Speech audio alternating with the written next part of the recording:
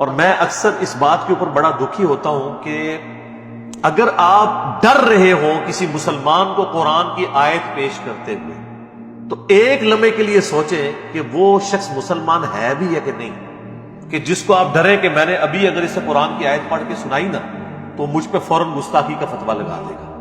اگر کافر ہو تو پھر تو سمجھ آتی ہے، مسلمان کو اگر دوسرا مسلمان قرآن کی آیت پیش کرتے ہوئے ڈرے تو سر پھر ڈر جانا چاہیے کہ معاملہ بہت زیادہ بگڑ چکا ہے۔ میں آپ کو نمونے کے طور پہ ایک آیت پیش کر دیتا ہوں، اور آپ سے میں یہ ریکویسٹ کروں گا کہ یہ آیت کبھی بھرے مجمع میں، کبھی دوستوں کے اندر، کبھی اپنے خاندان کے لوگوں میں بیٹھ کے آپ اس آیت کو بیان کریں اور اس کا ترجمہ جس مکتب فکر کے وہ ہے نا اسی کا ہی ترجمہ پڑھ کے آپ بتا دیں، اور پھر دیکھیں آپ کے ساتھ ہوتی کیا ہے۔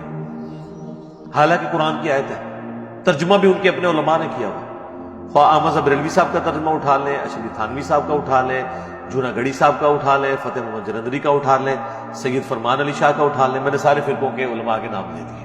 یہ سنیں جی آیت سورۃ الاعراف آیت نمبر 188۔ اعوذ باللہ من الشیطان الرجیم، بسم اللہ الرحمن الرحیم۔ قل لا املک لنفسی نفعا ولا ضرا، اے نبی تم فرما دو کہ میں تو اپنی جان کے لیے بھی نہ کسی نفع کا مالک ہوں نہ کسی نقصان کا، الا ما شاء اللہ، ہاں مگر جو اللہ چاہے۔ تو اگر نبی علیہ السلام کو اپنی ذات کے حوالے سے اختیار نہیں ہے تو کسی دوسرے کو نفع دینا تو یہ بہت بڑی بات ہو جائے گی۔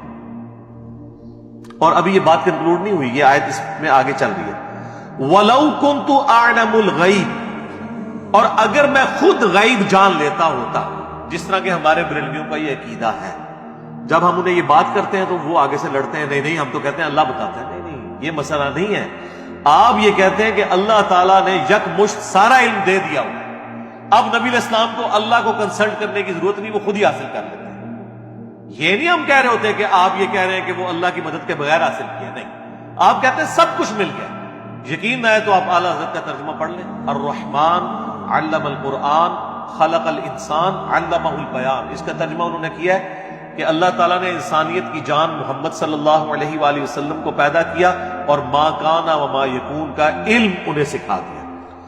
ما کانا و ما یکون یعنی جو کچھ تھا اور جو کچھ ہوگا سب کا علم دے دیا۔ تو اب فرق صرف رہ گیا ذاتی اتائی کا۔ ویسے تو اعلیٰ حضرت کہتے ہیں الدولۃ المکیہ کے اندر، جو انہوں نے علم الغیب کے اوپر کتاب لکھی ہے، وہ کہتے ہیں کہ انبیاء اور اللہ کے علم کا تو ایسا ہی فرق ہے جیسے ایک سمندر ہو اور دوسری طرف ایک قطرہ، کوئی اگر پرندہ اپنی چونچ میں لیتا ہے تو اتنا ڈفرنس ہے، لیکن جب ڈفرنس پوچھے کہ جو اتنا بڑا ڈفرنس ہے کہیں پھر جھلکنا تو چاہیے نا۔ تو جیسے آپ یہ بات کریں کہ آپ نبی کے علم کو ناپ رہے ہیں، آپ تو بڑے گستاخ ہو گئے۔